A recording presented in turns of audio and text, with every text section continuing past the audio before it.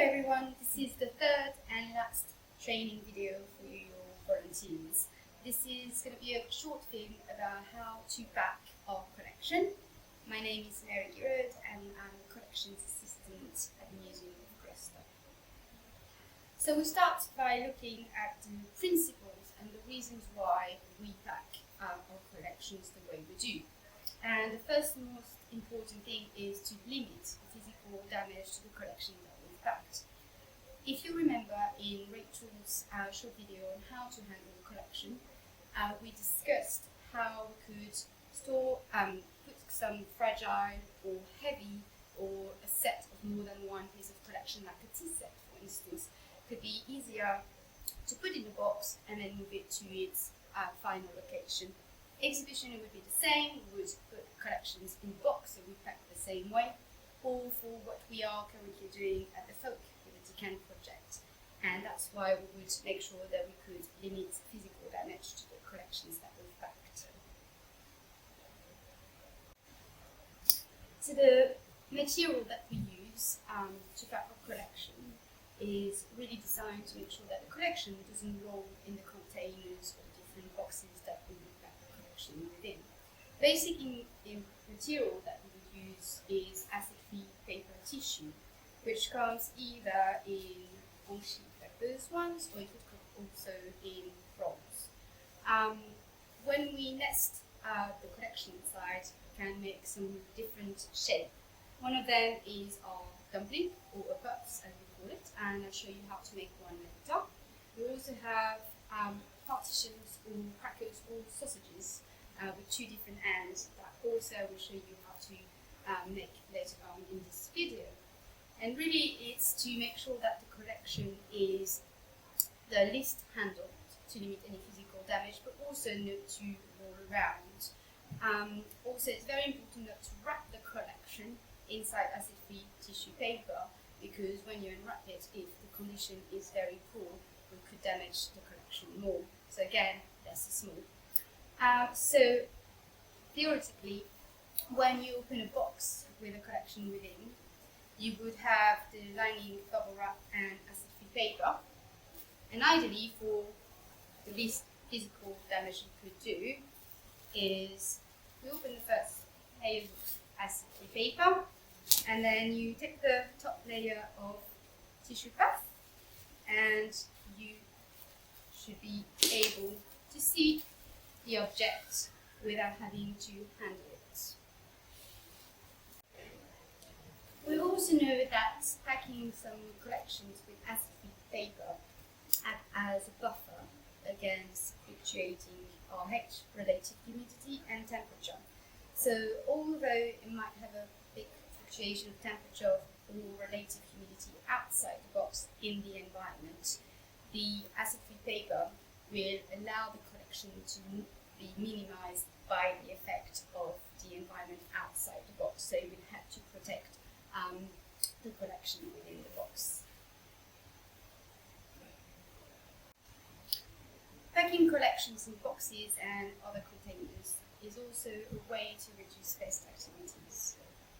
Those boxes are not airtight, so there's still some pest activities that can occur. However, it will still slow down the activity and reduce risk to damage our collection. These also protect from dust and dirt and poor handling activities. Dust and dirt are mainly composed of old skin cells, remains of insects and animal hairs, but also some side effects of industrial pollutions, things that are not really good for our collection. So keeping them in enclosed containers will reduce that risk to the collection. Principle behind packing materials are all about making sure that those materials are inert and should not give off any vapors or gases that could damage or potential risk to the collection that we packed. So we'll show you some suitable materials to use when we pack our collections. So this is a selection of suitable material that we would use to pack our collections. The first one that we tend to use, and you will recognize it, basic and most efficient is acid-free tissue paper. As I said earlier, they can come into sheets or into rolls, depending how big you want to make your cuts or sausages. You can add more or from them and cut pieces. The two different one we can make is a dumpling or a puff, and I'll show you how to make it in a minute. And then you can make also some sausages, or we can call them crackers. And there's two different ends at the end, and I'll show you as well later on how to make those two different shapes to nest and cushion the collection to limit any damage to it. The next one is, and you saw it in the handling collection video, is the polyester archival quality Melinex. And these are great for photographs, but also for lifting some collections such as medal or coins, or something else later I will show you, and also for documents. So great for less handling for the corners, so no tears or scuffs. They're very ideal for this archival collection. The next one that we have is a form of polyethylene foam, which is called plastazote, and it comes in different colors and different shape and different thickness.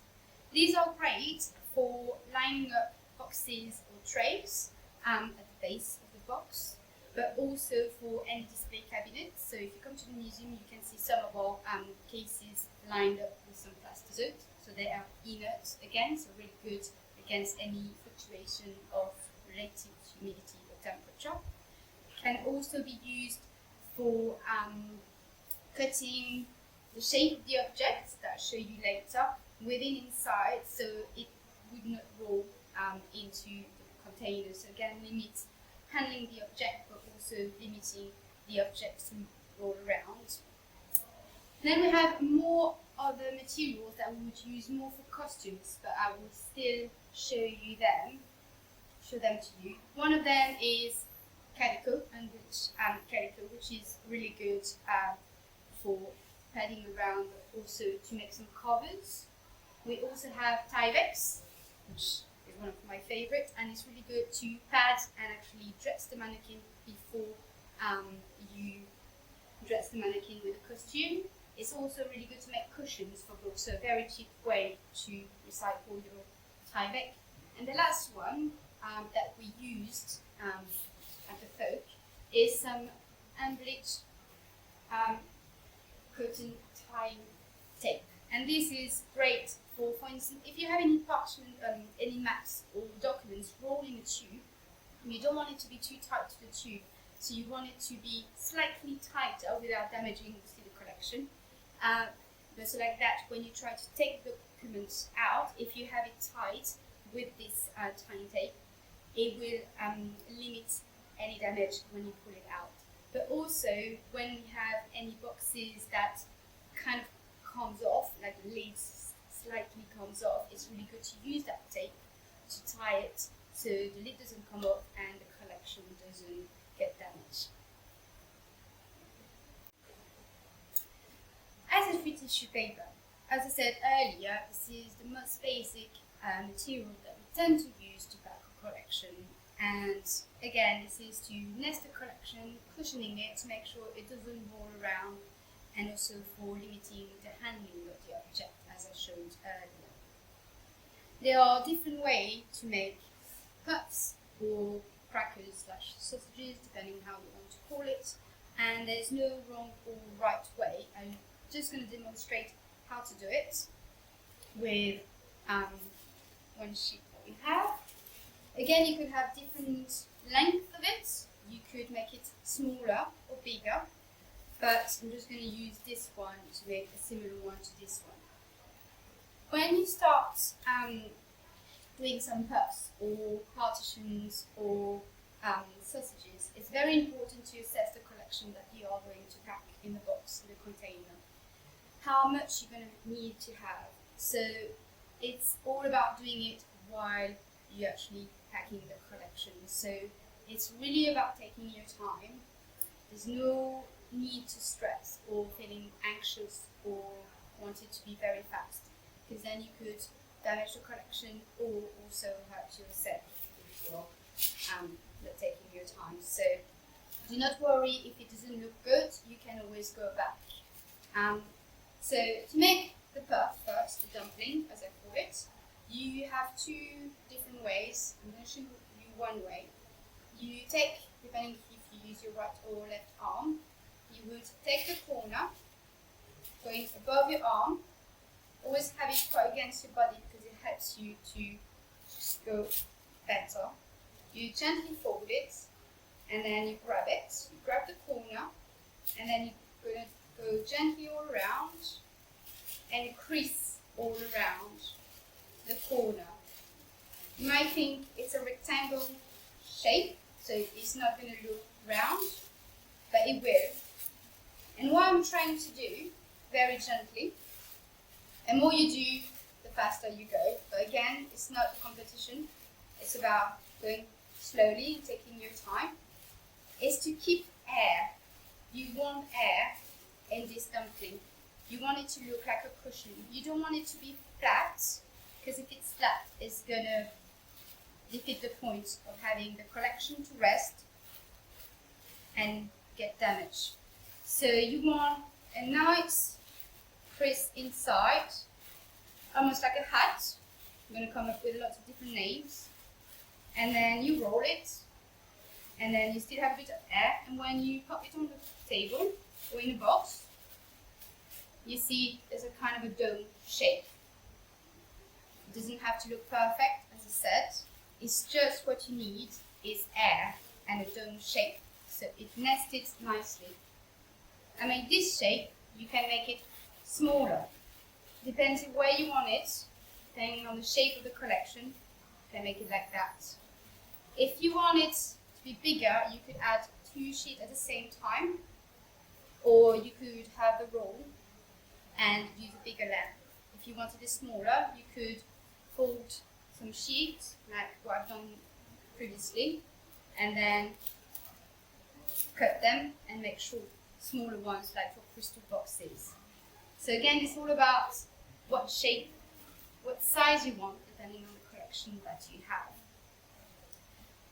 Let me show you now how to make the cracker or sausage. So the best way again is to have it quite against your body, so it kind of allows you to just do it at the same time, not having kind of one wonky and the other one. It does have to be quite central to your body. You can have 2 endings, so I'm going to show you the 2 different ways.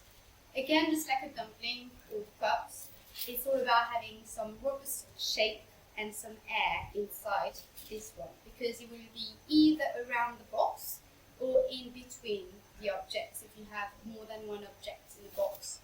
So it's to keep the shape. So first thing is you have your thumb approximately there, and then all of the other fingers holding the top. Not too tight.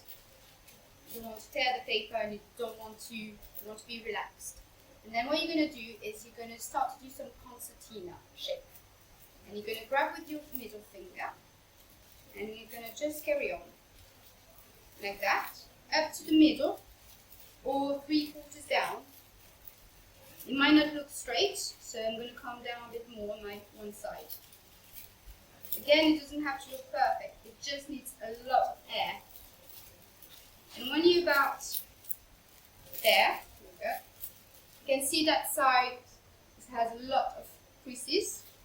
What you're going to do now, you're going to roll it. Again, this is great to have it against your body. And then you roll it gently.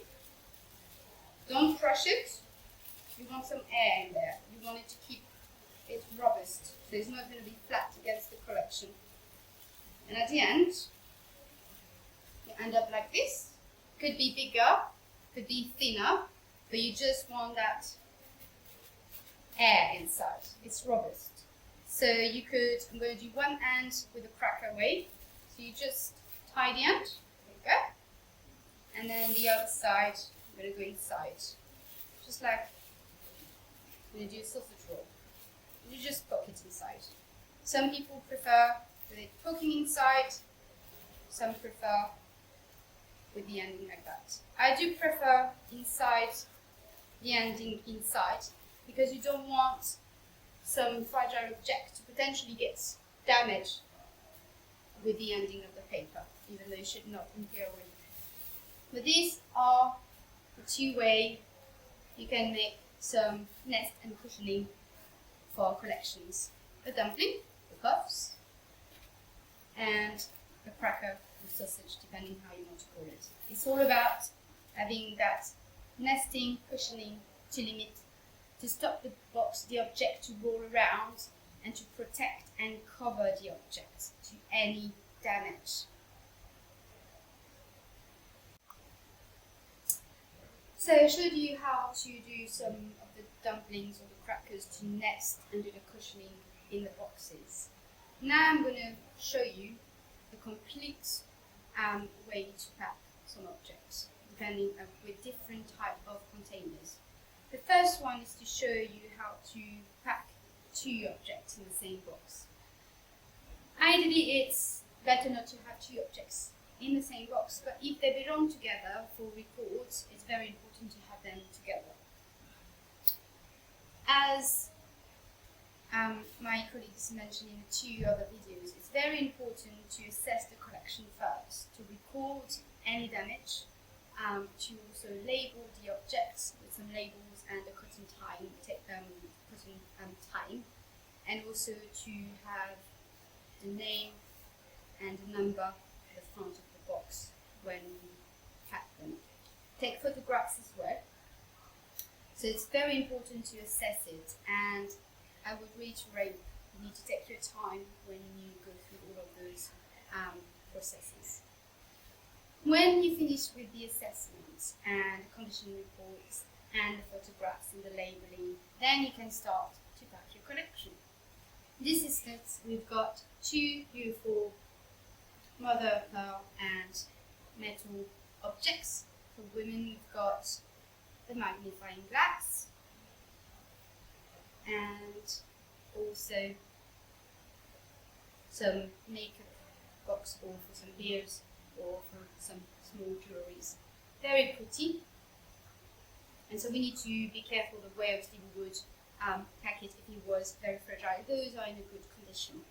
The first thing you do is you try to find the right box, the right shape. You don't want it to be too big, you don't want it to be too small. You want to make sure the collection is again nested and protected from the least handling as well for its next move. The first step to do is to line some acid-free paper in the box you're going to choose to pack your collection.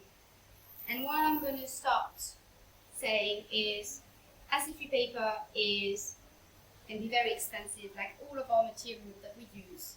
And it's very important not to waste any for sustainability, but also for the cost of all of our material. Everything is very expensive, and unfortunately with the current situation, nothing is getting cheaper. And also with our climate change, it's very important to make sure that our material is either recyclable or least wasted, as bubble wraps, for instance. So even though acid-free paper is paper, it's very important to least waste the acid-free paper when we are cutting or for packing. So the way I would do it, not to waste our equipment, is to, instead of cutting a lot of different strips and then you end up with very tiny pieces of paper which are basically lying around the folk and then having to go into the bin, is to fold them. So you have a long sheet of it, you fold it in two and then in four, and then you cut those lines, the shape, and then you go just above the box. So you can see that it was slightly bigger and I folded it so it literally fits to rest and line the box. So you do it in four, put one like this, so the object will not touch the box, even though this is cardboard and it's inert, nothing has to touch it. Then again the other side, and you make sure it's quite tight. So that was the other way I've done it, here we go. So you line up to the bottom, the base, and then give a bit of a crease, so it's not going to move around. Take your time. And then again, this was slightly too big, so I folded it and then put it inside, align it to the base, press it. It's quite therapeutic, I found, and it's great to practice your skill to wrapping Christmas presents. There we go. So this is my box lined up. Some acid-free paper. Then we need to have our first dumpling. As you see, this box is very small, and we have to think we have two objects. So it's very important that we're going to have a partition in the middle, so the two objects are not touching and damaging each other. So what I'm going to do is, first, I'm going to put some already made sausages. I'm going to put at the base. Let's see. And I'm going to put another one on the other side, literally lining up all around so it won't keep moving. And again, at the end of packing the object, we'll do a test, a shaking test, to make sure it doesn't move. If it does move, we'll just do it together. And then, because it's two objects, I'm going to make two small dumplings. I'm going to rest at the base, so each object will have one to sit. There we go, I've got one. And then I'm going to have the partition in the middle. And you need to make sure that you're very gentle when you work around the collection. Even though it's in a good condition, you need to take your time. You're not in a rush. It's important for however long the object's getting packed, for whatever reason, it's being the least handled. So if it's well packed, then you won't have to worry about it and it will be protected. It's really about creating support and covers around. What I'm doing now is I put a partition in the middle. So while you do that, you can assess how much space you have around. You don't want it to be too tight, but you don't want it to roll. So if your dumpling is getting moved or it loses its shape, don't worry. Your fingers can just work around, make a bit of a puff, and then I rest the other one, and now I've got the two inside. So now it's all about padding around and building those puffs. Make sure it won't move. So I'm going to put another sausage there around, like a frame. Make sure it doesn't move. If it does move, don't worry, you will work around when you put the other one.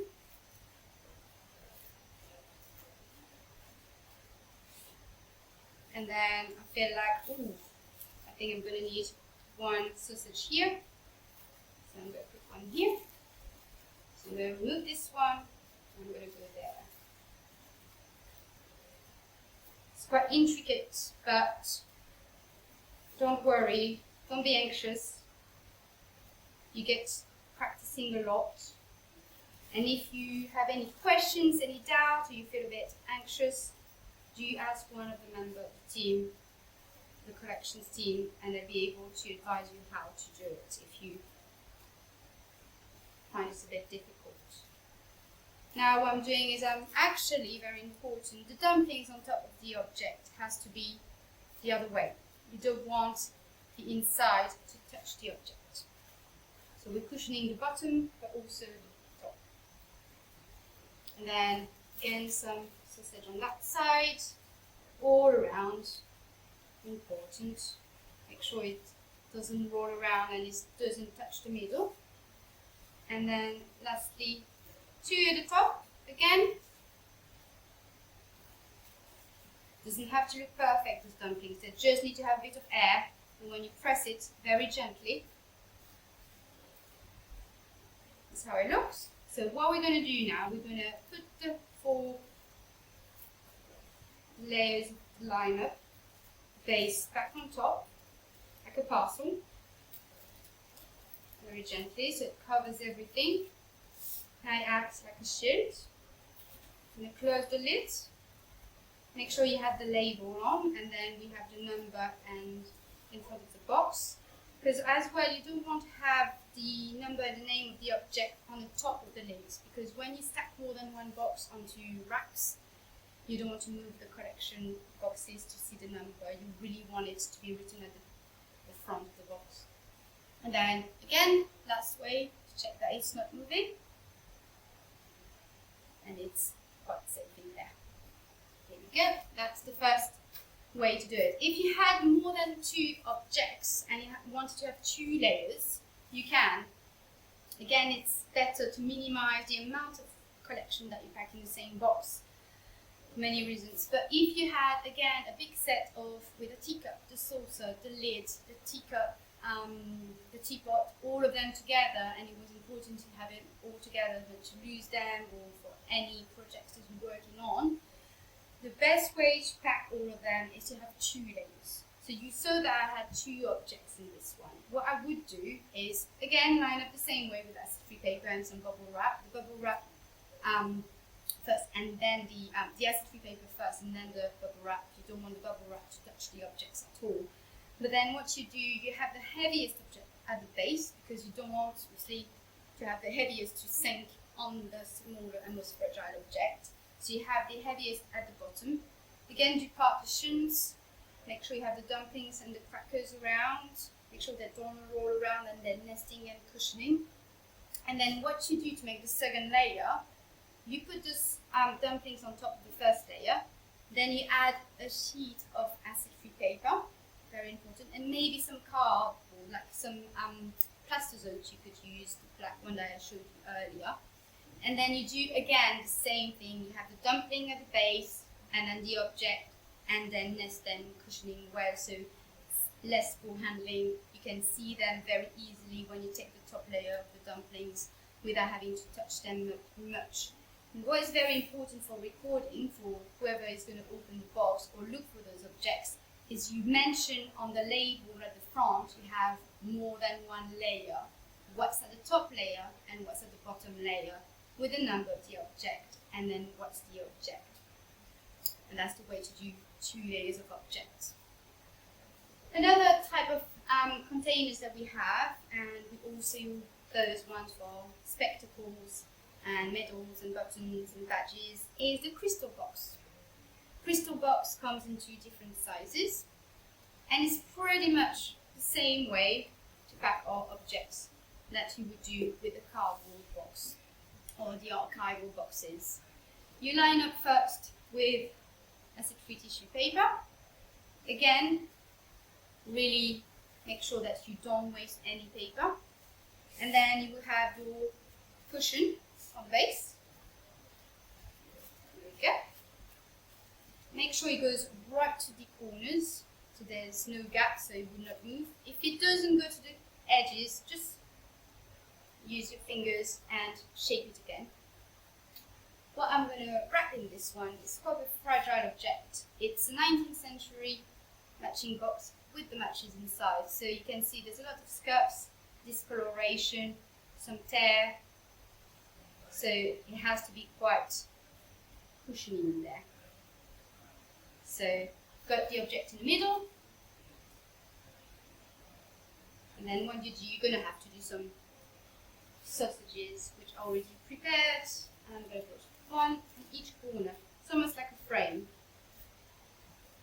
So put 1 there. Down this way. There we go. So you work around the object. There we go. You have that shape staying there. You've got the robust shape. You've got the air still in there. And the object should not move. Got those small pups. Again, the nice dome should touch the object, not the other side. And if it doesn't go all around, make sure you just gently take your time, work around it. So I'm working, reopening it a bit. it rounder and then moving in there. And very gently, without damaging the object, just squeezing in there. It's not too tight, but it's not too loose. Actually, you need two more. So your waist, gonna tear nice big tissue. I'm gonna do some very small crackers. There we go. I'm gonna put it in there. Push this, show you how I start looking. It's almost finished, and just a bit more there, just because you can tell that it's going to move. I wasted no paper for that, and literally folded, torn, make it smaller, folded a bit, and it's all from one sheet of acid-free paper. Very gently, didn't touch the object. That's how it looks. So now, before we fold the lid back up, a last bit of it, just to cover the top, a bit of a puff for it, and then gently. So you can start seeing that the acid-free paper, all of those puffs, are actually quite fake. But don't worry, because what we're going to do is, the lid is not going to close, but we've got some cotton tying tape that we are going to use as we did for the spectacles at the fudge. You can see that it's opening, and we don't want the collection to get damaged or break or the lid to come off. So first of all, I can only hear the matches. The matches are in the box, and I can't hear the box. If it did shake a lot inside the box, just reopen it and let's put some more padding. It's no rush. And so I'm using the tape, cotton tape, just a normal knot. You don't need to make a fancy one, just so it closes. Ties it. And now you see that the lid is on, it's not moving. And that's it. That's how to wrap another object in this one. So earlier I mentioned about different types of materials you've used to back collection. One of them was plastisite. As I said, you can get different colour or different thickness to it. And one of the way that you can use plastisite, which is an inert type of material, is to actually line up the base of any containers that you want to use, and then cut the shape of the objects you're going to pack. So that allows the collection not to roll too much. It's great also for handling sessions, for education sessions, but also it's great for less handling. So it's good for allowing the objects not to get too damaged and less as risk. So the example I had on the script was for metal, but I know that in the costume store we have some fans, and I thought because we're going to come to that, I'm going to actually show you how we could pack a fan. So in here, I've got an example of a fan which comes from Japan. It's not a collection. However, to do that one, so the way you would do, you would have the base of plastisite, which would be lined at the base of a container, or a box, or a tray. And on top of it, you would have another piece of plastisite, different thickness, depending the one you want to use.